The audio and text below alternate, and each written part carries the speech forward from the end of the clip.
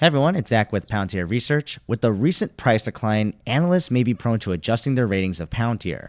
For this bank, who has been quite bullish in comparison to their peers, comes out and says despite the price action, they are still a buy for Palantir and to keep their latest price target.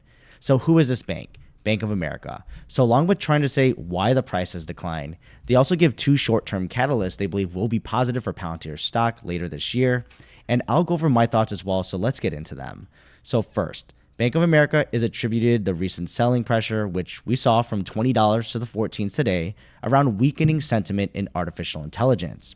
And they say despite this, they will keep their buy rating with the $18 price target. Now remember, they've had this $18 price target even before this huge run-up we had recently, so it is something just to note there. Now, as I consistently warn as well, do not for your own personal finances blindly follow analysts or think these ratings and price targets are guaranteed to happen. It's of course nice to see an institution have a similar sentiment to yourself, but please always do your own due diligence here. And I know for Bank of America, they also try to take into the defense business as a baseline, tried and true bread and butter business for Palantir, while seeking that outsized growth in commercial, which we are still trying to see play out. And I believe that's actually amongst us retail investors, the story as well. So government, it is going to be very choppy, and Alex Karp has said this himself. But if you can also get into the commercial business here, that's where the real growth can happen. Of course, it's nice when the government grows, but over time, you'd like to see commercial be the big driver. Now, further on, they also say Palantir is positioned uniquely in the compliance end of generative AI for both commercial and government organizations. So we know this is a major point for AIP, or the artificial intelligence platform, that they're coordinating all these parts like internal and third-party data, as well as the AI models. So you want to be precise in your control on how those interact, as well as how the users do that too, while being all secure. And of course, we know Palantir has been all over different industries and have shown their solutions are not just industry specific or very, very niche. They can actually be scaled pretty much anywhere. We've seen this on their website. They've grown the different number of industries here.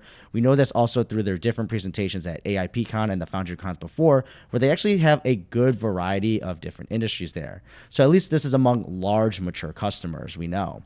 So we are still waiting though for more adoption amongst smaller customers.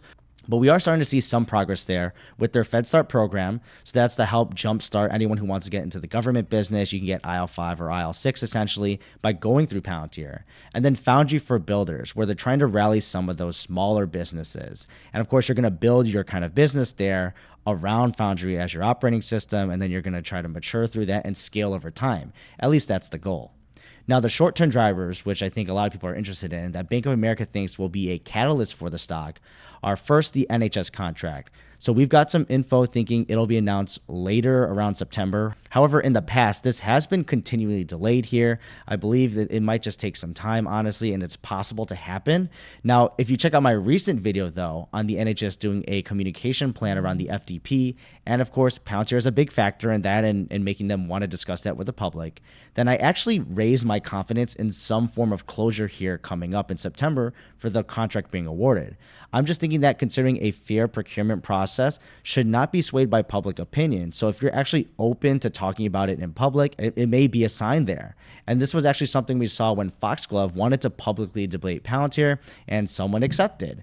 However, it looks like they turned that down, and we don't know exactly why that happened. But there were rumors basically saying like, oh, if it's a fair procurement process, you're not supposed to be influencing the public opinion. You're supposed to have your solutions performance measured fairly. So the second catalyst, though, going on would be the S&P eligibility, which we all know is a big story here. And it would be fulfilled for the eligibility part once they get another quarter of GAAP profitability in Q3 2023. So once they are eligible, remember, it can take some time to actually be included in the S&P. But at that point, though, since it's going to be believed that they're going to be included, more institutional investors will start to take some positions, considering the business has much more stability and profitability. And that can be a factor as well, just having that.